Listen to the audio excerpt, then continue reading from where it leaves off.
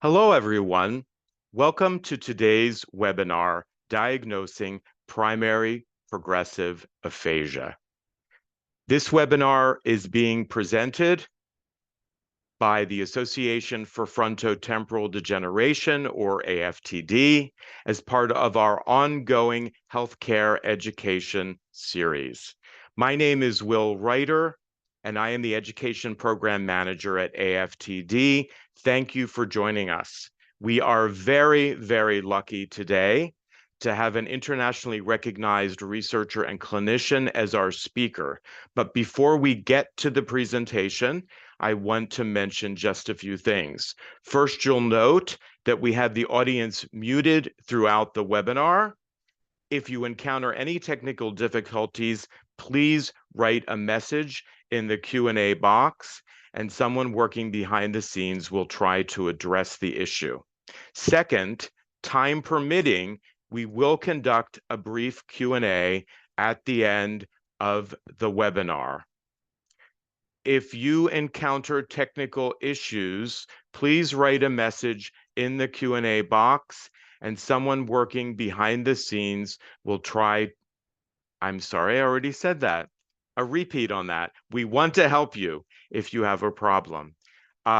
Enter your questions in the Q&A box so that during the brief Q&A at the end of the webinar, we can try to answer as many of them as possible. Also, the webinar will be recorded and archived for later viewing on the AFTD YouTube page. We want you to know that AFTD is coming to Denver in May 2025 for our annual education conference. And I'd like you all to join us either in person or virtually and share the information with the patients and families that you work with. The event will begin in person on Thursday, May 1st in the afternoon with a symposium on FTD genetics. And then on Friday, May 2nd, the full conference, which again is in person and virtual, will be taking place in Denver.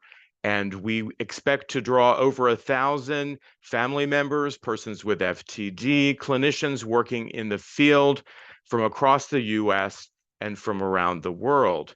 We'll highlight current research, evidence-based approaches to care, and public policy work taking place here in the US. And you can visit the URL at the bottom of this slide to sign up to get an email alert when we open registration in January.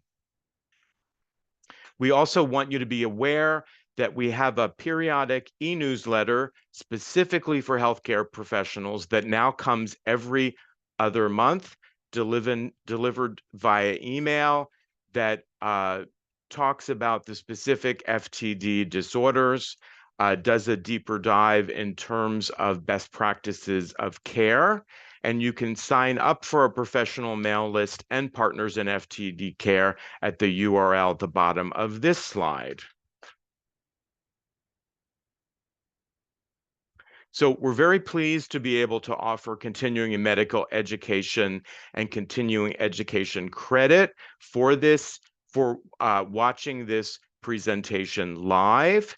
Thanks to Rush University and the Center for Innovative and Lifelong Learning. Tomorrow you will receive an email explaining how to apply for credit. Please check your spam if it does not appear in your inbox.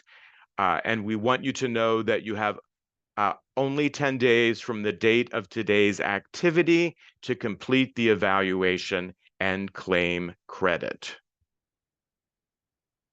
The learning objectives for today's webinar are that you should be able to describe the process for PPA diagnosis, recognize the inclusion and exclusion criteria for making a PPA diagnosis, and list common clinical presentations for the PPA subtypes.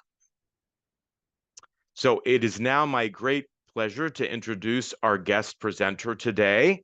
Dr. Marcel Mezzelam is the Ruth Dunbar Davey Professor of Neuroscience and Founding Director Emeritus of the Mesalom Center for Cognitive Neurology and Alzheimer's Disease at Northwestern University. He received Lifetime Achievement Awards from the Cognitive Neuroscience Society, the Society for Behavioral and Cognitive Neurology, the National Academy of Neuropsychology, and the Alzheimer's Association. His textbook, Principles of Behavioral and Cognitive Neurology, has been part of training programs in neurology, psychiatry, neuropsychology, and cognitive neuroscience. And his trainees in clinical, cognitive, and basic neuroscience currently lead major research programs in the United States and abroad. Thank you for joining us today, Dr. Mesalom.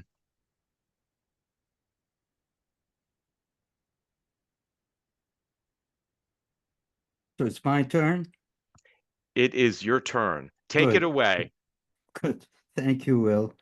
So hello, everyone. Depending on what time zone you may be, good morning, good afternoon, good night. Welcome to this continuing education seminar of AFTD. And my job today is to give you an introduction to an entity called primary progressive aphasia, or PPA. The talk has, it could be divided into 4 parts. In the first part, I'll give you some very basic definitions and criteria for making the diagnosis.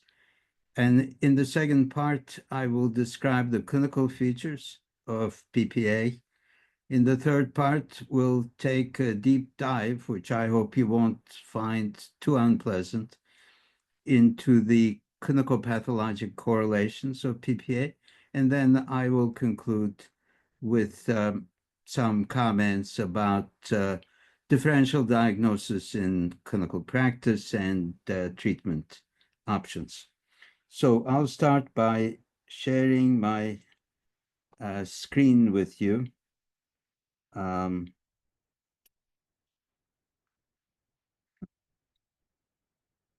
And let's see.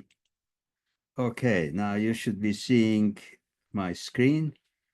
And let me start with a definition showing what I mean by the term of dementia. So by dementia, I mean a progressive disruption of cognition or behavior that interferes with the essential functions of daily life and that cannot be attributed to anything other than an intrinsic disease of the brain. Now, it stands to common sense that whenever you have something progressive that can become severe, that there should be an initial state where things are not so severe and do not yet interfere with customary activities. And that is known as the mild cognitive impairment, or MCI stage. So MCI is not a specific diagnosis. It just tells you that whatever is going on is in early stages. And for all dementias and MCIs tend to be pretty focal in the beginning. There is no such thing as a dementia that starts with interfering with all areas of cognition, all areas of behavior. So depending on the most salient aspects, dementias and their MCI stages can be amnestic, behavioral, visuospatial, or aphasic. And today we're going to be focusing on an aphasic sort of dementia, which is known as primary progressive aphasia. So in order to make this diagnosis, you need to have 3 criteria that are simultaneously present. First, there should be an acquired impairment of word finding, word comprehension, or sentence construction. This is what a neurologist means by the term aphasia. Secondly, the language disorder should initially arise as the only impediment to customary daily living activities without equivalent impairments of behavior or memory. So that's what makes the aphasia primary. And thirdly, the cause should be neurodegenerative, which makes it progressive. Now, what you're seeing here in the bottom is a map of cortical thickness generated by a software known as FreeSurfer, which allows us to compare thickness of the cortex in a patient group to that of a normative group, and then to visualize areas of thinning or neurodegeneration in the patient group in the form of these red and yellow patches. So this is a map generated by comparing 16 PPA patients to their 27 controls, all right-handed. And what you can see here is the pretty impressive asymmetry of the neurodegeneration, favoring the language-dominant left hemisphere in these right-handers, where it invades pretty much all parts of the language network: Wernicke's area, temporal lobe, and Broca's area. So the distinctive feature is this asymmetry, which obviously fits the criteria for making the diagnosis. Primary progressive aphasia comes in several flavors. The three major flavors are known as the agrammatic, the logopenic, and the semantic. The agrammatic subtype is characterized by impaired grammar and fluency, and it is frequently associated with peak atrophy site in Broca's area, which fits very nicely with the stroke literature, showing that Broca's area is critical for fluency and for grammar. The logopenic subtype is characterized by impaired word finding and repetition, and it is associated with peak atrophy sites in the temporoparietal junction, which is also known as Wernicke's area. There was a time when Wernicke's area was thought to be critical for all kinds of language comprehension. We now know that that is not the case, that Wernicke's area may be important for sentence comprehension, but that it is most critical for repetition and word retrieval, which fits this characteristic feature of the logopenic subtype. The semantic subtype is characterized by impaired word comprehension and object naming, and is linked to this anterior temporal lobe atrophy. And as you may know, the classic language network doesn't even mention the anterior temporal lobe. So research on PPA then has shown that the classic network needs to change, and that we need to include the anterior temporal lobe as an important third hub, critical for single word recognition. And as you can see, the signature of all three subtypes in terms of neurodegeneration is the asymmetry, where everything is happening in the left side and the right side is basically quite intact in the beginning. Now, let me have you listen to three audio clips illustrating the difference between these three subtypes. I will start with the agrammatic subtype. This was a voice mail left by a person who had contacted my research manager, Christina, asking her some information about PPA. And she's calling to thank Christina for the information, which she found very helpful. In fact, more helpful than doctors who couldn't really make a diagnosis. So what I want you to pay attention to is the fact that there's really no dysarthria, but sentences have dramatically impaired syntax, word order. She can make herself understood, but with sentences that are agrammatical. So listen to this.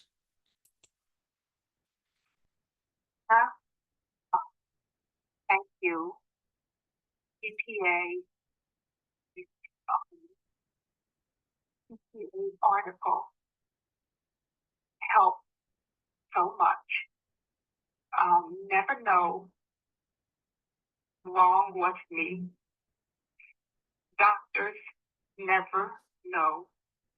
Think Alzheimer's. This PPA explain, think everything. Relief, tears. Thank you. So that's the agrammatic subtype. Now let's take a look at the logopenic. Here, fluency is okay. But initially, I asked her what she would like to see in the world, and listen to the circumlocucious answer. She just goes around words she cannot find. She could have told me what she means in about 10 words. She uses 100 words. And you can see that actually she's pretty good at conveying what she's trying to say, but with circumlocutions. After this is done, and I conclude that she's a globalist, then I give her 5 objects to name. I show her pictures: a racket, a volcano, a dart, a canoe, and a globe. And now try to guess which one she is naming, and you will see she just cannot come up with the appropriate word.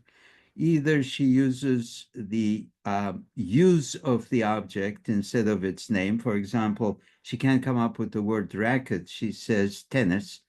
Or she shows something called a phonemic paraphasia. She approximates the sound, but doesn't quite get it. So here we go. What would you like to see happen in the world in general? I would like a lot more calm, much less things happening between companies and between people, and a variety of situations in which they are different ways of living. Canada and Mexico and China, etc. That's all. Tennis, Volcanic, and something that you sand and hit.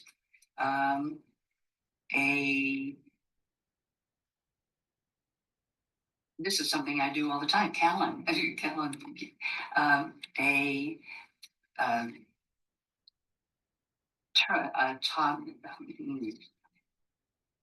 something that takes a picture of the world. Okay, that sounds pretty good. And so that last one, if you didn't guess something that shows the world, was the globe. So now let's go to the third subtype, which is the semantic. Again, fluency is fine. There's no motor speech impediment. And initially, it seems like he can find words and have pretty fine conversation. But then you're going to see this almost unbelievable impairment in understanding just single words, simple words. What do you like to do on Sundays, on holidays? Well, on the holidays, but I golf, but I don't golf, but I got my boat 12 years ago when my dogs were just 9 and 12 years old. And we brought our boats out and took on Mississippi River, and that's wonderful. we came down to Milwaukee a couple times and that, but Mr. Hashberg, what's a pumpkin? pumpkin?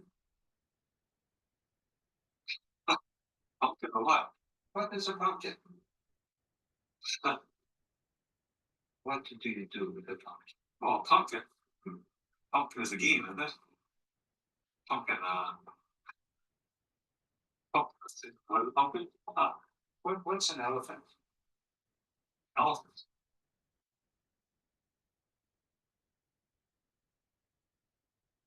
Sorry, yeah, I know. So all of a sudden I just, What's a hammer? What do you do with a hammer? a hammer.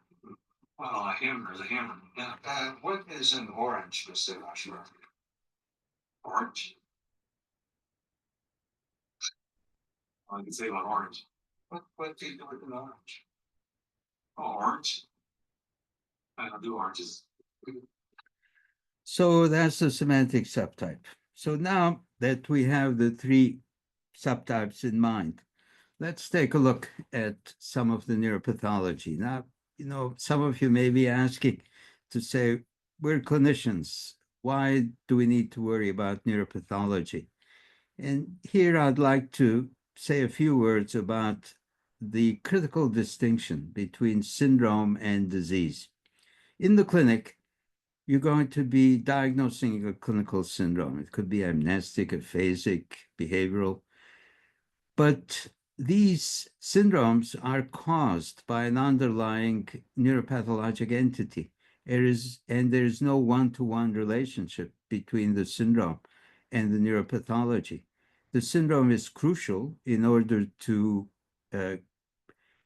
suggest interventions that are mostly non-pharmacologic, but the disease, knowing the neuropathology, is essential for determining the medical treatment. So for any clinician seeing patients with degenerative disease, I would strongly recommend to think of the two layers independently. What is the syndrome and what is the underlying neuropathology? So that's what we're going to be talking about in the next several minutes. I should start by warning you that the neuropathology of PPA is pretty complicated. This is the simplest diagram that I can come up with.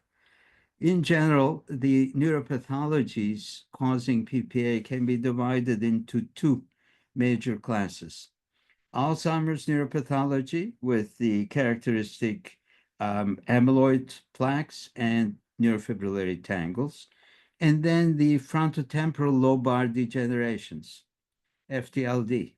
And FTLD has two major groups, FTLD-TDP, where the abnormal protein is known as TDP43, which plays a critical role in DNA and RNA binding, in translation, transcription.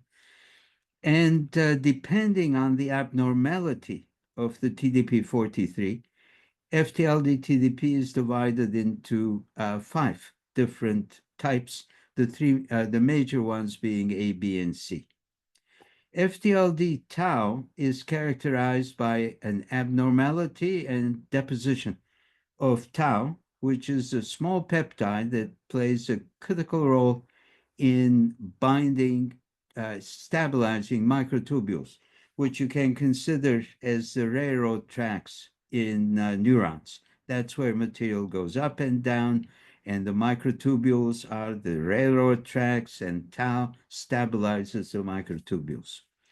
Now, tau can bind to microtubules either with 4 binding sites or 3.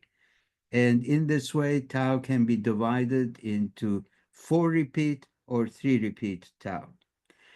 If the abnormal tau in FTLD tau is of the 3-repeat type, it's known as Pick's disease. If it is of 4-repeat type, it is known as either CBD or PSP neuropathology. Now, this happens to be a very unfortunate choice because, as you know, CBD and PSP are also clinical syndromes, and there is no one-to-one relationship between CBD, PSP clinical syndromes and 4-repeat tauopathy. So this can get you into some real trouble. Let's assume that you see a patient who you made a diagnosis of PPA, you told the family, patient dies, comes to autopsy, the family receives autopsy report of PSP, and you get a phone call. You say, doctor, family says we looked up in Google, and my husband or wife had none of the signs of PSP. And so either the neuropathology report or your diagnosis is wrong. So at that point, you have to go through the exercise of explaining to the family member that CBD-PSP is being used in two totally different ways, either as a clinical syndrome, which the patient didn't have, or as a neuropathologic entity, which is really the correct diagnosis, even though the clinical syndrome is still PPA. So this is why very important to think of the two separate levels of the clinical syndrome and underlying neuropathology. Now, let me show you what these various neuropathologies look like. So on top, going from left to right, Alzheimer's disease, FTLD TDP types A and B, FTLD TDP type C, PSP, 4R tauopathy, CBD, another 4R tauopathy, and Pick's disease, a 3R tauopathy. Now, the only reason I'm showing this to you is not so that you will become neuropathologists, but so you can understand that to professional neuropathologists, the differences are like night and day. So when you receive a neuropathology report, you can be pretty assured that this is a gold standard final diagnosis. There is hardly ever reason to doubt the accuracy of the neuropathological diagnosis. Now, in our center, in an autopsy cohort of 118 cases, this is a distribution of neuropathology. 42% Alzheimer's, 24% 4R tauopathy, 10% Pick's disease, and then 20% of the two major types of FTLD type A and FTLD type C. The relationship of the subtypes to underlying neuropathology is probabilistic, not one-to-one. So if the condition is achromatic, the chances are 80% that it will be a 3R or 4R tauopathy. If the clinical syndrome is semantic, there is an about 90% chance that the pathology is going to be FTLD TDP type C. And if it's a logopenic subtype, there's an about 70% chance that it will be of the Alzheimer's type. Now, I'm sure the most surprising part of this, if you're not familiar with this type of dementias, is the relationship of Alzheimer's disease to PPA. After all, we know Alzheimer's disease to be an amnestic dementia. What is it doing with PPA? So first, let me start by telling you a little bit about typical Alzheimer's disease. This is a coronal section from one of my patients who died at early stages of Alzheimer's disease and Alzheimer's amnestic dementia. And this slide, I examined it with a special microscope that allowed me to put one red dot on top of each neurofibrillary tangle. I think it's pretty easy to see that the density of the tangles are highest in these memory-related parts of the human brain, entorhinal, amygdala, hippocampus, and there are now thousands of papers showing that in typical Alzheimer's disease, the neurofibrillary tangles arise and reach their highest densities in these memory-related parts. So this is why typical Alzheimer's disease, including its MCI stage, are characterized by memory loss. As the disease progresses, these tangles spread into adjacent neocortical areas, and that's why after the amnestic state, you have additional impairments of word finding, personality, visuospatial skills, giving rise to a multi-domain dementia. Now, what happens in PPA is that this typical anatomy is not respected. These four panels are from a patient who had PPA, agrammatic PPA in life, and who at autopsy was shown to have Alzheimer's disease as the neuropathologic entity. And in the upper left here, we're looking at Wernicke's area in the left temporoparietal junction. These very bright circles are tangles. These fainter, bigger circles are plaques. And you can see that there's a very high density of these lesions. Next to it on the right side is the equivalent part in the right side of the brain, which is not part of the language network, stained in the same way, and you can see there's almost no pathology. Now, this is really very unusual because typical Alzheimer's disease is symmetric when it comes to neocortex.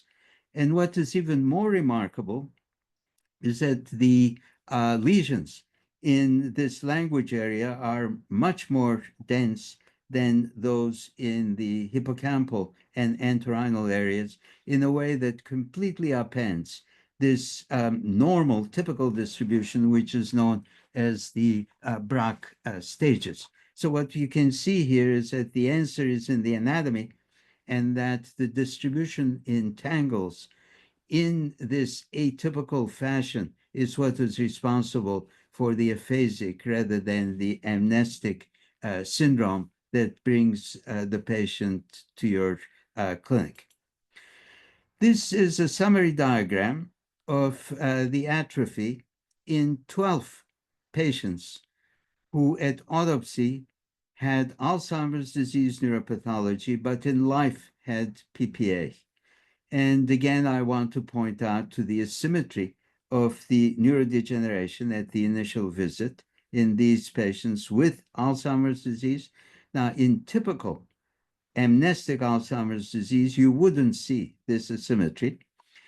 And these are the test results at this initial examination in areas of grammar, word comprehension, naming, repetition, object recognition, sentence comprehension, and fluency. And you can see these are all over the place. So there is no typical clinical picture of the PPA caused by Alzheimer's disease. It is true that a good percentage are of the logopenic subtype, but not all of them. And this can be shown right here. These are the repetition scores. And those of you familiar with this field will remember that the repetition impairment is necessary for a diagnosis of logopenic subtype. But here what you can see is in these patients, and by the way, here each circle represents the performance of one of these 12 patients.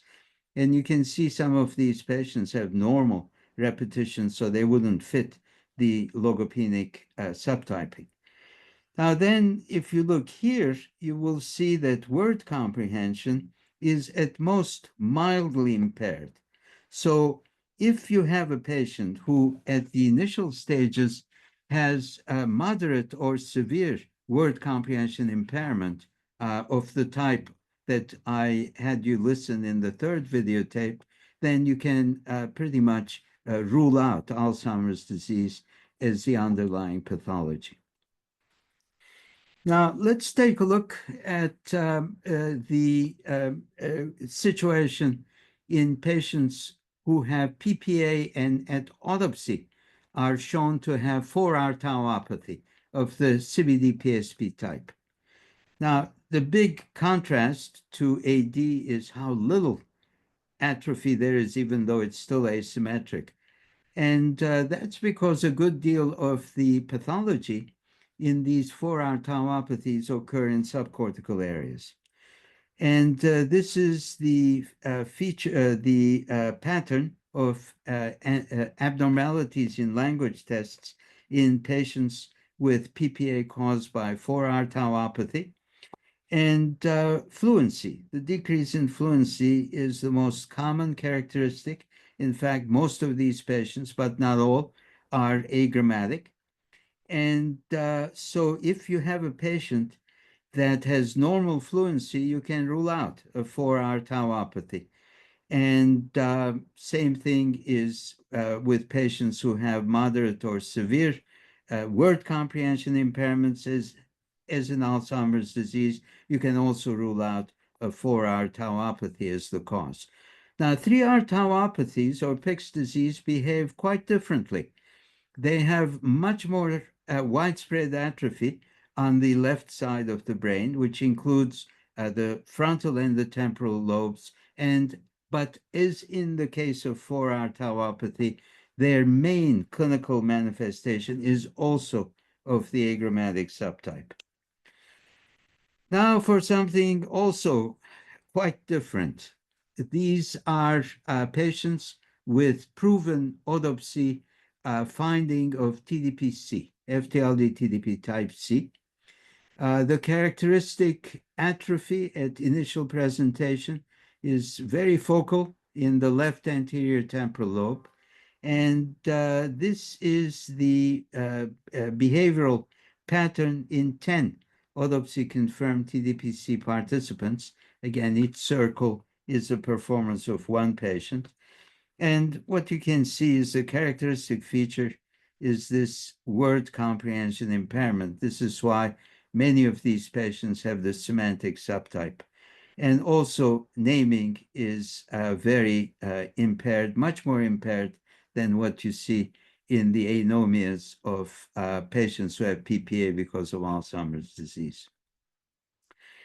And this, of course, is also one of the main findings, contributions of PPA research to the language network, the relationship of this to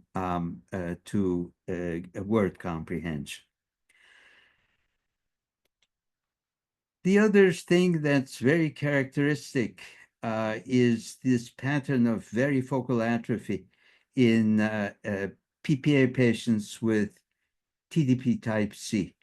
And now look at the anterior temporal lobe. Now on the right side of the brain, this anterior temporal lobe is quite normal with the amygdala here.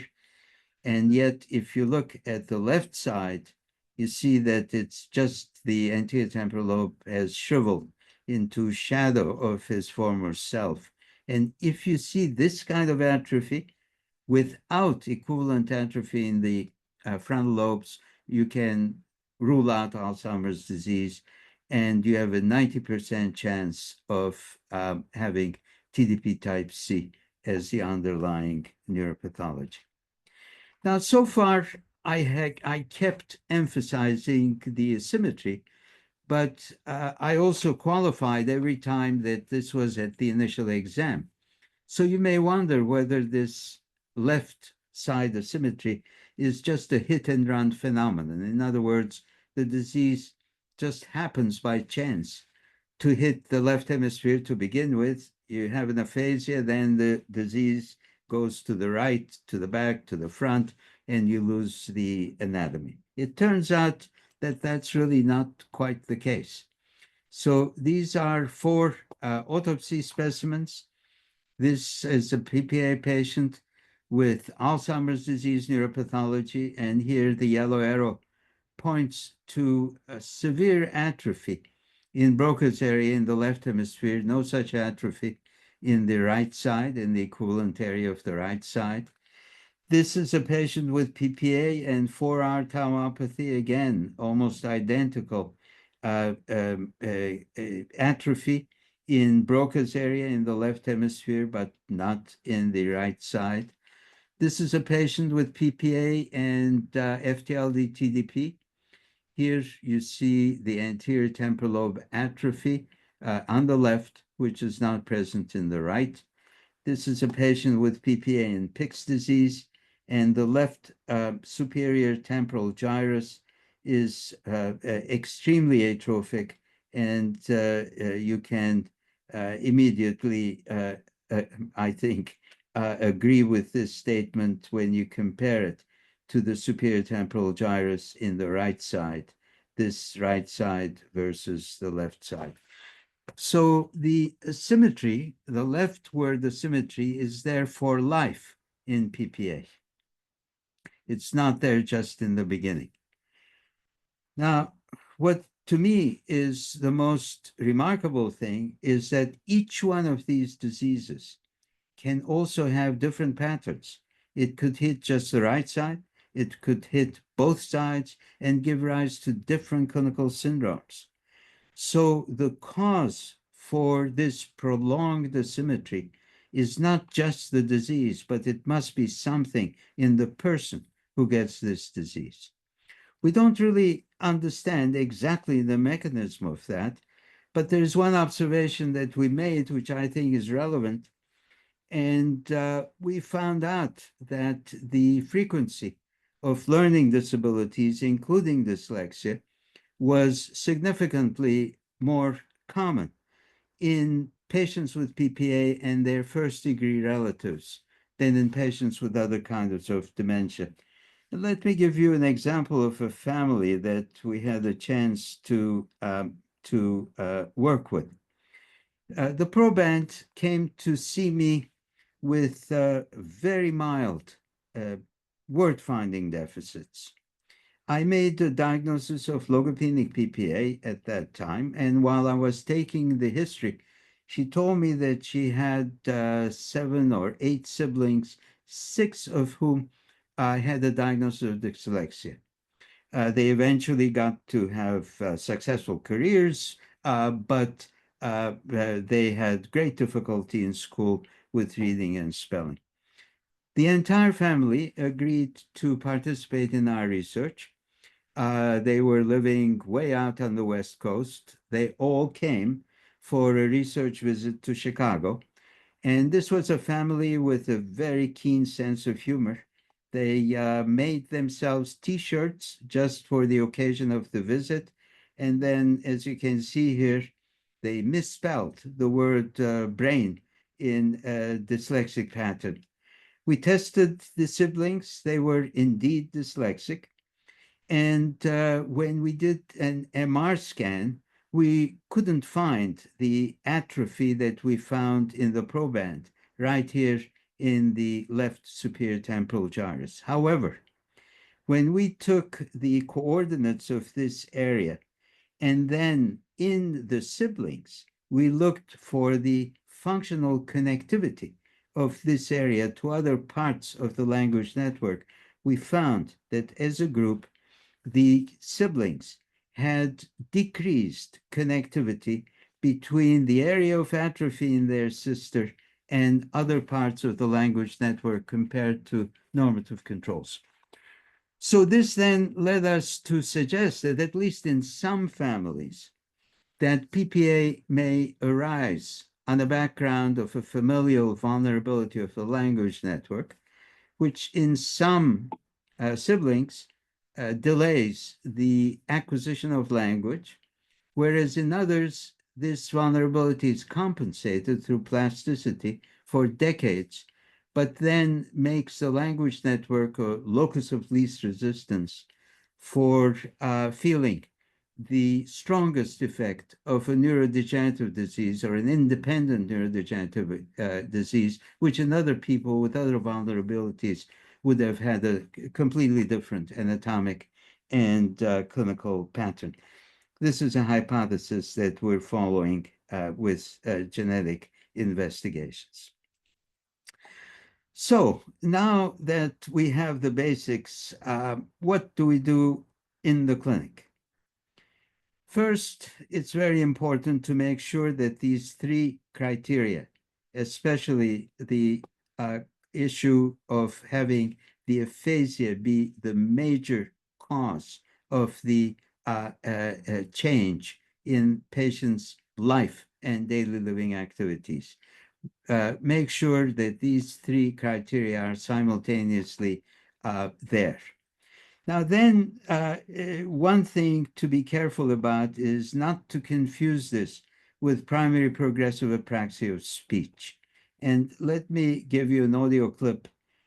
Compare this to the agrammatic patient that I had you listen to in my first video. Now, the person now is describing the picnic scene from the WAB. Lots of people are enjoying themselves. Boys flying a kite. There's a guy out on the water in a sailboat. There's one fisherman. There's a couple having lunch.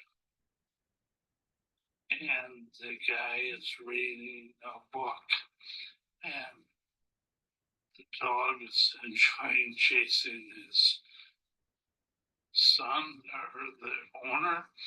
And there's a girl on the beach building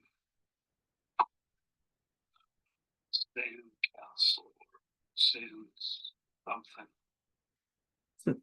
So you can see here that there is a complex dysarthria. It's not upper motor neuron, not lower motor, not Parkinsonian, not cerebellar, but a dysarthria nonetheless of an apraxic type if you were to do further testing in the clinic.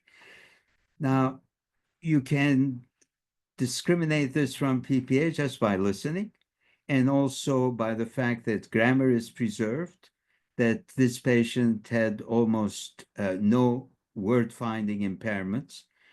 One way to do this even more elegantly is if you can show that speech is slow and non-fluent, whereas writing is not. That would tell you that the problem is with motor speech output, not with language. Or the other way to distinguish this is that some patients who have severe apraxia of speech lose this apraxia in singing, and since the same muscles are being used, clearly this proves that you're dealing with an apraxia rather than with simple dysarthria or motor impairment of the muscles of articulation. The other thing the most common diagnostic error comes with patients who have the typical amnestic form of Alzheimer's disease. As I showed you, eventually the tangles will spread to language cortex and these patients will have anomia. The BNT will be abnormal, but it's the amnesia which is the major impairment. So this is not consistent with the diagnosis of PPA. They simply have multi-domain amnestic dementia. And the same thing goes for frontotemporal dementia patients who also happen to have anomias. That does not qualify for a PPA diagnosis. So how do you then deal with the differential diagnosis of the underlying pathology? After you have confirmed the root diagnosis based on these three criteria that I mentioned, the first step is to decide whether it's Alzheimer's pathology or not. And today we're enjoying a revolution in biomarkers. You have now amyloid PET, CSF phospho-tau, and beta amyloid, and then plasma biomarkers for amyloid and phospho-tau 217. These are now widely available, and I think it is almost part of best practices to use one of these biomarkers if you have a patient with progressive degenerative disease to determine if it's of the Alzheimer type or not. The clinical classification itself doesn't answer this. Now, once you have ruled out Alzheimer's disease through biomarkers, then you use your PPA knowledge base that you just acquired to make some predictions. If you have low fluency, agrammatism, and very little cortical atrophy, the likelihood is that you have a 4R tauopathy. If you have low fluency and agrammatism, but lots of frontotemporal atrophy, the chances are this is a 3R tauopathy, in other words, Pick's disease. If you have very poor naming and word comprehension loss, the chances are you have TDP-C. And if there is a significant progression of an aphasia in 2 years and or family history of aphasia, the chances are TDP-A. And in contrast, TDP-C is one of the slowest progressing neurodegenerative diseases, and it takes about 12 to 15 years from initial symptom to death. And if your aphasic patient also has some motor neuron disease, fasciculations or otherwise, then the chances are your PPA is caused by FTLD-TDP type B. So what do you do for these patients? If it's Alzheimer's disease, then the patients deserve cholinesterase inhibitors or these newly available anti-amyloid agents after you have determined and discussed with the patients all the risks and the very, very modest benefits that these anti-amyloid agents offer. I should point out, of course, that there's been no controlled studies of these agents in patients who have the PPA syndrome as part of the Alzheimer's disease diagnosis. This remains to be done, but it stands to reason that the neuropathology being Alzheimer's disease, that these medications should theoretically be helpful. If not, if you know it's not Alzheimer's disease, then again, you use the reasoning I mentioned to decide if it's FTLD tau or FTLD TDP. And of course, the goal here is including the biomarker information, biomarkers which will in the future be available for tau and TDP, to refer the patient to appropriate clinical trials. And there are now clinical trials for TDP-C that we're conducting, and also clinical trials for 4 R tauopathies. So it's important to make those distinctions. The symptom-based treatments are even more effective at this point. Speech therapy can be very effective, not in bringing back the words, but in increasing communicative competence, especially when the therapy is done in ways that include caregivers, spouses, and so on. And this could be just traditional face-to-face or internet-based, and we've found both of them equally effective. The right hemisphere remains intact for many years. So the question is, could you stimulate the right hemisphere into some action? And there are anecdotal reports that this may be helpful, but it's just in the beginning. And the very important thing is to emphasize to the patient and to the family that there's more to life than words. And many of our patients pursue remarkably creative and sometimes even gainful hobbies that are worth keeping in mind. This, for example, is the oil painting of one of my patients who took up oil painting after 2 years after the diagnosis of PPA. And I think this is really quite beautiful. This is a patient with semantic PPA who told me that she could copy any photograph we gave her in paints, with oil paints. So we sent her a picture of something that looked like this. This is her painting, and the painting now hangs in our offices. And at the time that she was doing this, her atrophy was quite widespread in the left anterior temporal lobe. So this just is a reminder to us that the brain does have a right hemisphere, and that many of our patients can use it for very creative pursuits, including this quilt that, again, is quite a work of art done by one of our PPA patients. So this is really pretty much what I had to tell you. I hope you agree that this is a condition that needs to be diagnosed quite precisely, both at the syndromic level and at the neuropathological level. And in terms of research opportunities, we do conduct a longitudinal study on PPA. And if you have patients that you want to refer, Michelle Loss, the manager of our PPA program, is the person to contact, and this is her email. So that's what I wanted to tell you today. So, Dr. Mesalam, I have come on screen. I'm not sure you can see me. Can you hear me though? Yes, I can hear you and I can see you.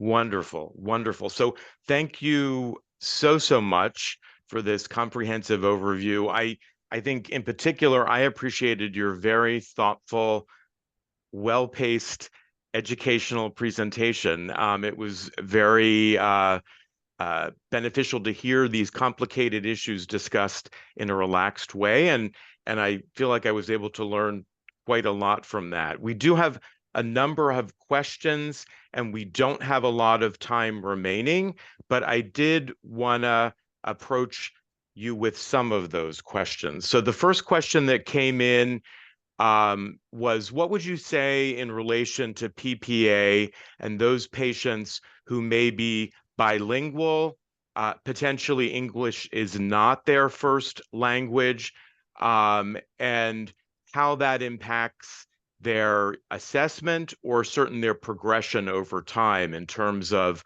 what they can both express and comprehend? Yeah, that has come up on many occasions, and the definition of multilingual is complicated. If you speak your mother tongue at home and you think in that language, then obviously that one is more robust than the language that you only use at work, for example. However, I have never seen a PPA patient where one language, no matter how frequently used or not used, is completely preserved while the other is distinctly impaired. Maybe the only exception occurs when there is a mother tongue that's not being used for decades, then that is the one that is much more severely impaired than the one you use every day. But this idea that somehow we could use the original language to treat the patient by facilitating communication in that language has not panned out. So I think that's a helpful clarification, especially in relation to people's experience with someone with Alzheimer's disease, where communication can often be sort of maintained, or at least the connection in their original tongue. So it's not necessarily similar in that respect. Moving on to a different question, what else would you share about genetics and what families should know and understand, and the value of, genetic consultation for those with a PPA diagnosis? Well, it's like the neuropathology. So if you have FTLD TDP type A, then there's almost a 30% chance of having a granulin mutation. So that's where it's important to have a genetic counseling. And you don't need to have other PPAs in the family necessarily, because the other members could have a behavioral variant FTD. But so FTLD TDP type A or progranulin deficiency, that's where genetics is important. The other type of dementia you can have is FTLD type with FTLD type B. Then you need to be concerned about C9 or F72. If you have PPA with some of the 4R tauopathies or 3R tauopathies, genetics are extremely unlikely. And the same thing is true with PPA, with some exceptions of very early onset PPA. So it really depends on the kind of PPA that you're dealing with, on family history, But by and large, if you take the whole universe of PPA, the truly dominant genetic causation is pretty low. So for anyone interested in any additional genetic FTD information, there's certainly resources and information at the AFTD website. Another question that came in, and this is probably more complicated in the time that we have allowed, but in terms of the PPA variants, how common do patients come in with symptoms from more than one variant? And I'm not sure if you spoke about this. Is that more common if a person is being assessed for diagnosis later in the disease process? Yes, these subtypes, the other thing I would say is please don't waste too much time trying to subtype patients. A subtype is not a biologic entity. It's just a description of convenience. So if you are going to be doing speech therapy, well, you're going to approach a patient with agrammatic PPA differently than a semantic PPA. But the real biological entity is the underlying neuropathology. So that doesn't change. If a patient comes in with semantic PPA and eventually they stop talking, they become non-fluent. Well, if it's TDPC in the beginning, it's TDPC to the end. But of course, every dementia eventually goes to a common denominator of being multi-domain. But what is of interest to us is what happens in the beginning. And by the beginning, I mean like 5 years, 10 years. That's where the syndrome is distinctive. And that's the area we're talking about. But it's very common if somebody comes in with logopenic PPA, eventually they may also get word comprehension impairments. But again, we're talking, 5, 6, 7 years into the disease. But keep in mind that subtypes have nothing magic. They are the definitions of convenience. It's the underlying pathology that is the true biological correlate. So thank you for that guidance. As we come to a close, Dr. Mesalam, having worked in this focus area for a number of years, is there anything about recent developments that brings you the most hope for developments to come or breakthroughs? What are you most excited about in terms of what's currently happening? Well, if you remember my lecture of the past 50 minutes, PPA is an incredibly rich area that encompasses just about everything about language and just about everything about the neuropathology of degenerative disease. So anything that happens in that wide area is of relevance to PPA. And I can tell you the field is jumping with excitement, some recent developments about new protein discoveries. Right now, it's far from having a therapeutic implication, but then again, we have to start somewhere, and the advances in this field are truly exciting. Well, thank you so much for today's presentation and your long-term commitment to PPA and discovering some of the mysteries and helping us move forward over time. So thank you so much. Thank you. Thank you all. Bye-bye.